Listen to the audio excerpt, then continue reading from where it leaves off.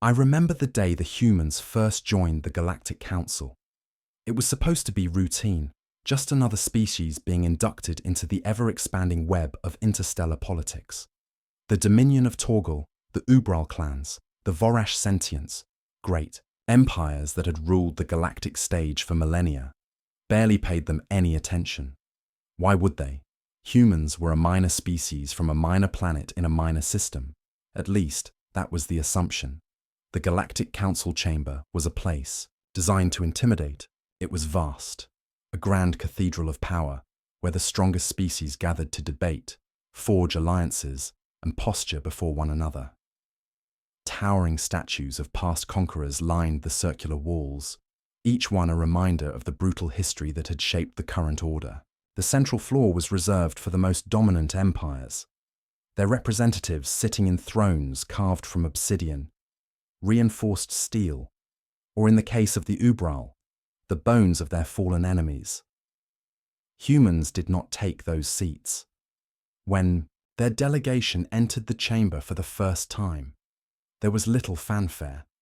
They were small compared to the giants around them, dwarfed by the hulking reptilian Torgal, who stood 3 meters tall with thick armored hides, and the Ubral, warriors whose razor-edged limbs and skeletal frames gave them the appearance of creatures born from war itself. Even the Vorash, the most enigmatic of the major powers, watched from their mechanized exosuits, their glowing eyes scanning the newcomers with cold curiosity. The humans did not seem fazed. They walked with quiet confidence, their steps measured, their expressions unreadable. They dressed simply, in dark formal attire, rather than the elaborate gilded robes favored by the other species. Their leader, a man named Ambassador Ross, wore no visible armor, no weapons, nothing that suggested he was prepared for a challenge. He simply walked past the assembled might of the galaxy and took his seat at the very back of the chamber. It was an odd sight. In the council, seating arrangements mattered.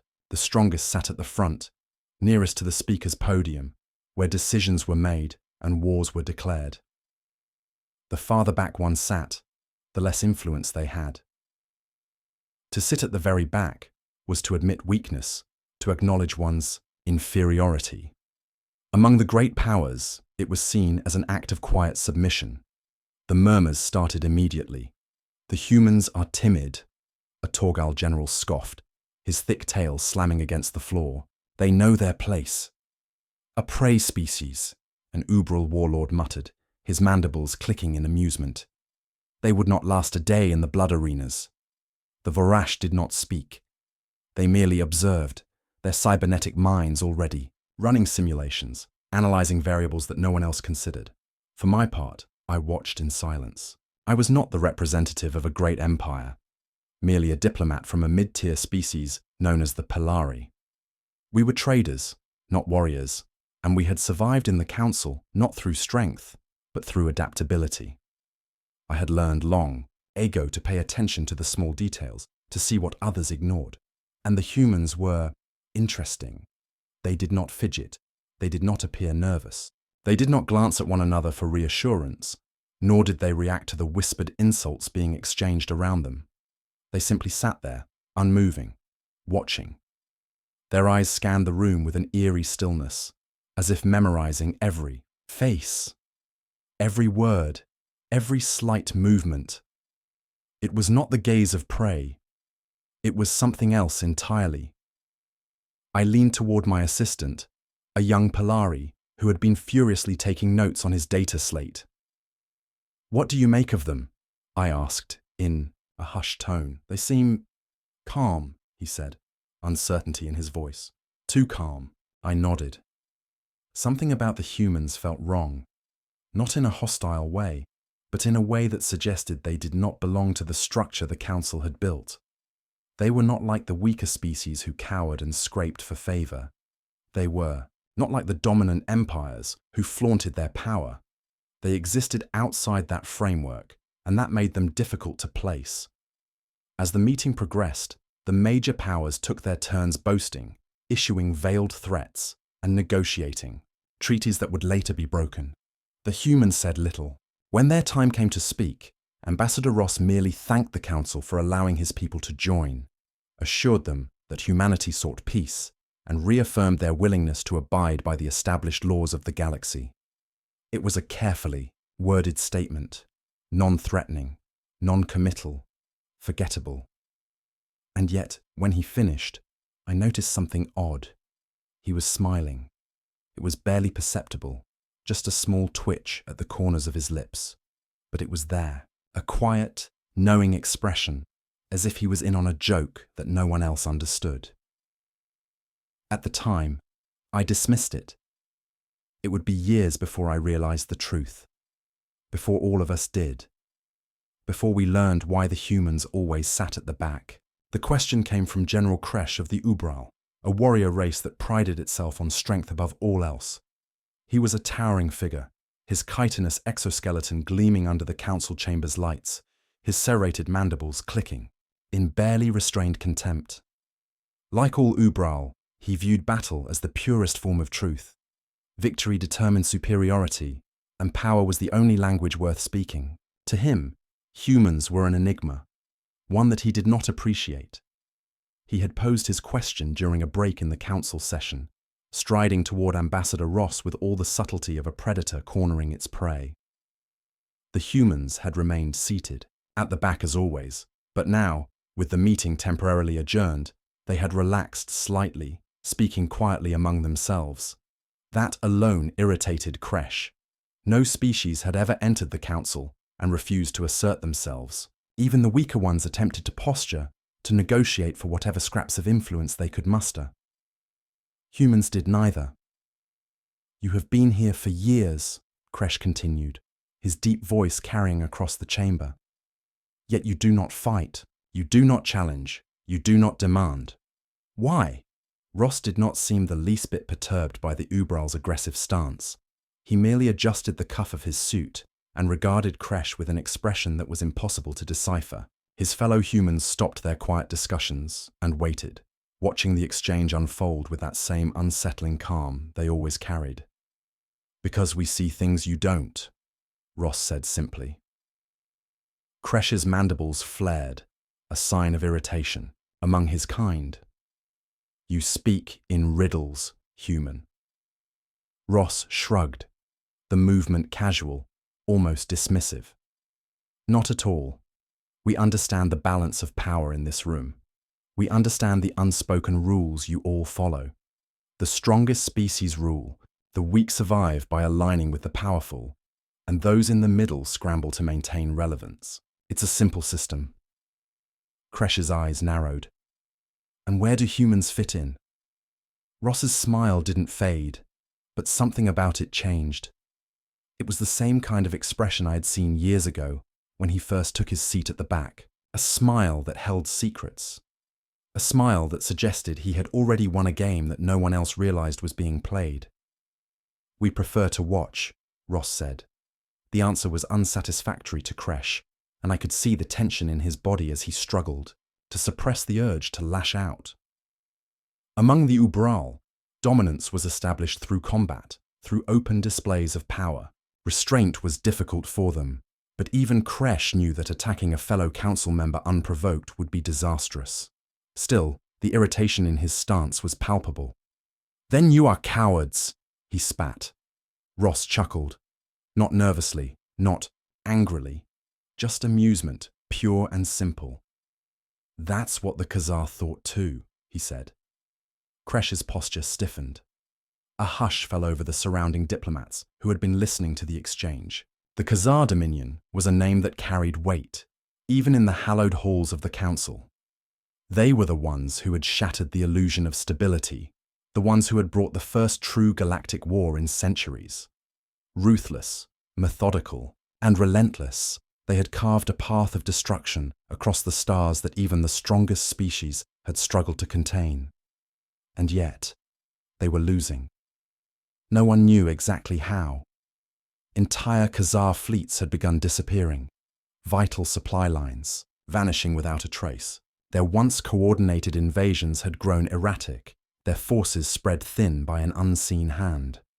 The Dominion, once thought unstoppable, was faltering. Rumors spread, of course.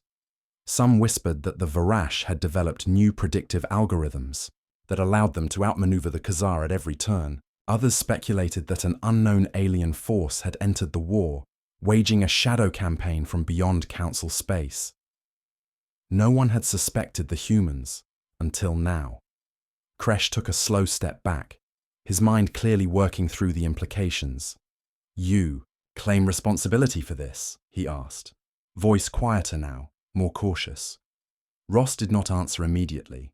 Instead, he glanced toward the front of the chamber, where the most powerful empires sat. His gaze lingered on the Torgal generals, the Ubral warlords, the Vorash strategists. Then he looked back at Kresh. "We told you," Ross said, his voice even, measured. "We see things you don't." With that, he stood, gathering his datapad and gesturing for his fellow humans to follow. They departed without another word, leaving behind a silence that felt heavier than before.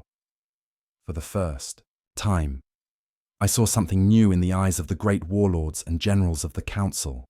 Not anger, not contempt, uncertainty. The first signs of collapse came subtly, almost imperceptibly. At first, the Khazar Dominion maintained its aggressive expansion, sweeping through weaker systems with the same efficiency and brutality they had always displayed. They were a species of conquerors, biologically designed for war, their entire society revolving around the act of domination. When they invaded, they did not just take planets, they erased resistance with terrifying precision, dismantling infrastructure, breaking supply chains, and reducing entire populations to servitude or extinction. No one had ever been able to stop them. The strongest species had tried. The Torgal had sent their indomitable war fleets, their dreadnoughts reinforced with armor that could withstand planetary bombardment. The Ubral had deployed their finest warriors, boarding Khazar vessels in brutal close-quarters combat.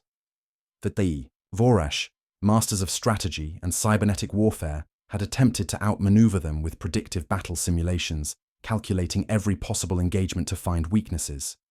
None of it had worked. The Khazar adapted too quickly. They learned from every defeat, refining their tactics with a terrifying speed that made traditional warfare against them a costly endeavor.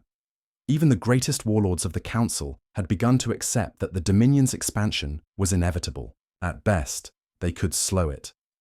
And then, something changed. It started with a missing fleet, an entire Khazar battle group, gone without a trace. No distress signals, no wreckage, no survivors. Just silence. At first, the Council assumed it was an anomaly. Space was vast, and unexpected losses happened even to the strongest militaries. But then another fleet disappeared, and another. It wasn't just military losses either. Key supply hubs, previously considered untouchable, began to suffer unexplained disruptions. Weapon caches detonated prematurely, fueling stations were rendered inoperable, and critical communication relays ceased to function, plunging entire sectors into disarray. The Khazar, so reliant on their ability to coordinate across vast distances, suddenly found their empire fracturing, their invasions stalling. Panic spread through their ranks. Yet, for all their power, for all their ability to adapt to conventional warfare, the Khazar had no answer to an enemy they couldn't see. No grand fleets to challenge in open battle, no ground forces to meet in glorious combat. And still, no one knew who was responsible. The strongest species of the Council were baffled. They had tried everything against the Khazar and failed, yet now, something, or someone, was succeeding where they had not. Theories ran rampant. Was it an internal Khazar power struggle? A rogue faction sabotaging their own empire? An unknown alien force beyond the Council's knowledge? I remember the moment when the first whisper of a different answer reached my ears. I had been speaking with an Ubral intelligence officer, one of the few in their ranks who understood that wars were won with more than just brute force. He was agitated, an unusual state for an Ubral, and as we stood in a quiet corridor outside the Council chamber, he leaned close and muttered something that sent a chill through me. It's the humans, I almost laughed. The humans, the species, that sat at the back of the chamber, who never raised their voices, never made demands, never sought to prove themselves. It was absurd. But then he told me more. He spoke of intercepted transmissions, of reports buried deep within military archives, of missing ships, not just Khazar, but human vessels, ones that had left their home system and never returned. He spoke of the Khazar commanders who had been assassinated with surgical precision, their deaths disguised as accidents, their replacements chosen with such care that no one noticed the pattern. He told me that wherever the Khazar had suffered a sudden, inexplicable setback, a human diplomatic vessel had visited that system weeks or months before. He showed me a single intercepted message, decrypted with great effort by Ubrol intelligence. It contained only 6 words. The back of the room sees all. It was at that moment I realized the truth. Humans had never been silent because they were weak. They had been watching, learning, waiting. The realization spread like wildfire, whispered in the corridors of the council, muttered between wary diplomats and concerned military strategists. At first, there was skepticism. The idea that humans, small, quiet, unassuming humans, had been orchestrating the slow dismantling of the Khazar dominion was almost laughable. The great empires had fought for centuries to contain the Khazar, and now they were to believe that the species that had sat at the back, unchallenging, unremarkable, had accomplished what the strongest could not. But then the pieces started falling into place. We had always assumed the humans were merely another mid-tier species, one with no real claim to power. Their homeworld, Earth, was relatively small and unremarkable, located in an isolated part of the Orion Arm, far from the galactic core.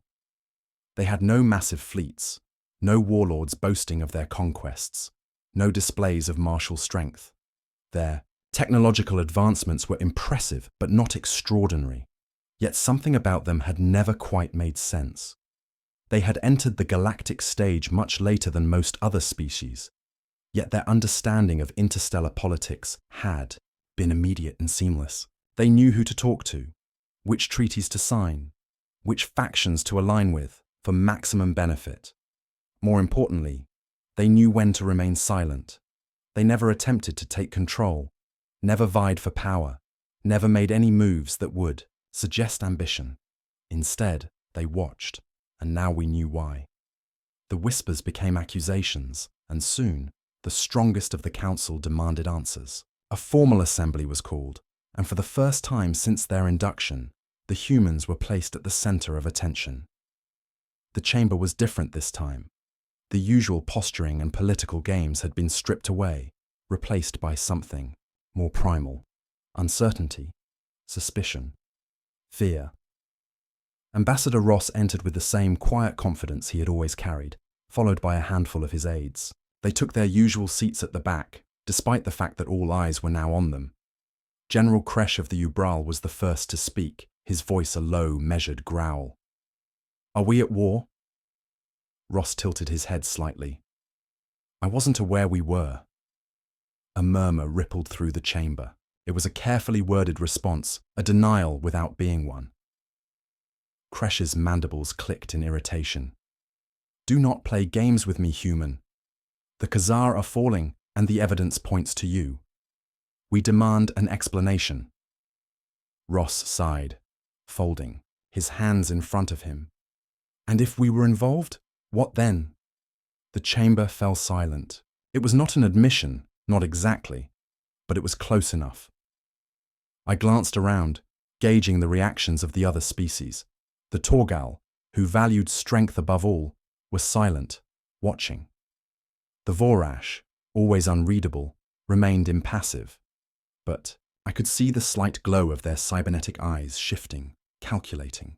The Ubral were tense, shifting in their seats, their warrior instincts warring with their need for clarity. Kresh leaned forward, his voice dropping to a near whisper. "Why?" Ross met his gaze without hesitation. "Because we could." The Words sent a chill through me. There was no malice in them, no arrogance, just a simple statement of fact. For centuries, the strongest species of the galaxy had fought wars in the open, clashing in great battles, measuring their power through fire and blood. Humanity had seen another way. They had never needed to sit at the front of the chamber, never needed to prove themselves through brute force. They had always been in control. They had been watching, learning, waiting. And when the time was right, they had moved, not as conquerors, not as warlords, but as something far more dangerous. Predators who had never needed to bare their fangs. The silence that followed Ross's words was suffocating. Even the most hardened warlords of the Galactic Council seemed unsure of how to proceed. The implications were too vast, too unsettling. Humanity had been dismissed for years as an unremarkable species, harmless, perhaps even weak. But now, confronted with the undeniable truth, the strongest empires in the galaxy were faced with something they had never truly feared before. A species that understood power in ways they did not. General Kresh clenched his clawed hands, his exoskeleton audibly grinding as his instincts screamed for battle. Yet, for all his strength, for all the Ubral's love of war, he did not move. He was beginning to realize the same thing the rest of us were. This was not a fight he could win. Ross remained perfectly still, his expression unreadable. He had no need to justify himself, no need to explain. The humans had already won the only battle that mattered, the battle of understanding. Finally, the Torgal delegate spoke, his deep, guttural voice filling the chamber. "You have crippled an empire that none of us could defeat." He leaned forward, his reptilian eyes narrowing. "What do you want?" It was the question we all dreaded. If humanity had the power to dismantle the Khazar, then they had the power to do the same to any of us. And if they wanted to take control of the Council, to rule the galaxy as its new masters, there would be nothing any of us could do to stop them. Ross gave a slow, deliberate shrug. "We don't want anything." A murmur spread through the chamber. The Vorash representatives turned their cybernetic eyes toward him, calculating. The Ubral warlords exchanged uneasy glances. The Torgal generals tensed, waiting for the trick, the deception. Kresh let out a sharp exhale, mandibles flaring in frustration. "That is not an answer." Ross smiled. "Just a little." "Isn't it?" I watched as the warlords and diplomats of the Council struggled to comprehend what they were hearing. Every species in this room had spent millennia fighting for power, clawing their way to the top through war, conquest, and betrayal. To them, the idea that humanity would go to such great lengths only to ask for nothing in return was impossible to grasp. But I understood. I thought back to all the years humans had sat quietly at the back of the chamber, listening, learning. They had never sought to dominate because they had never needed to. While the rest of the Council had been consumed by politics and war, humanity had been watching, identifying weaknesses, understanding the patterns of history. And when the Khazar had risen too high, when they had become a threat to the balance of power, humanity had removed them efficiently and without fanfare, not for conquest, not for glory, simply because it needed to be done. The implications were terrifying. If humans had been capable of this all along, then it meant they could have dismantled any of us at any time. They had simply chosen not to. That made them more powerful than any war fleet, any battle-hardened warrior, any ancient empire. It made them something the galaxy had never seen before, true predators, not the kind that roared and displayed their might for all to see, but the kind that lurked in the shadows, watching, waiting, deciding. And yet, even now, Ross showed no sign of aggression, no demand for power or tribute, just quiet certainty. Finally, the Varash representative spoke, their synthesized voice buzzing through their exosuit. "And if another empire rises as the Khazar did?"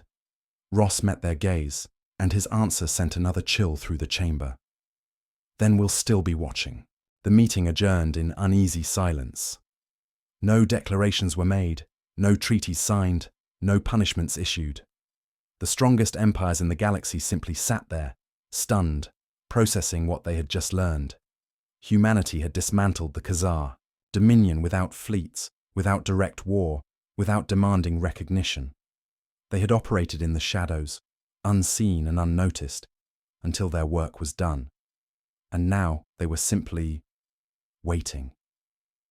The delegates filed out slowly, murmuring among themselves. Some left in hurried steps, as if they feared staying in the same room as the humans for too long. Others lingered, watching Ross and his aides with unreadable expressions. The Torgal generals, normally so boisterous and confident, said nothing as they exited.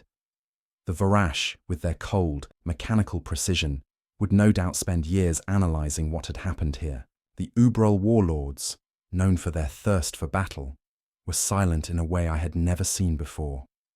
I remained seated, unable to move just yet. Ross stood, adjusting the cuff of his suit as if this had been just another day in the chamber. One of his aides leaned in and whispered something to him, and he nodded before turning toward the exit. He walked with the same quiet confidence as always, as if nothing had changed. But everything had changed. I rose to my feet as he passed by, my voice coming out before I had time to second-guess myself. "Why did you do it?"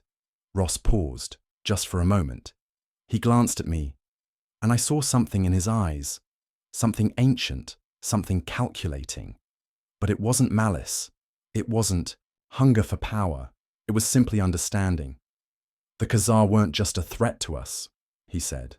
"They were a threat to everything." I swallowed. "You could have told us. We could have worked together." Ross gave a small, almost pitying smile. Could we? I had no answer. The truth was, if humanity had come forward with their plan, the Council would never have allowed it.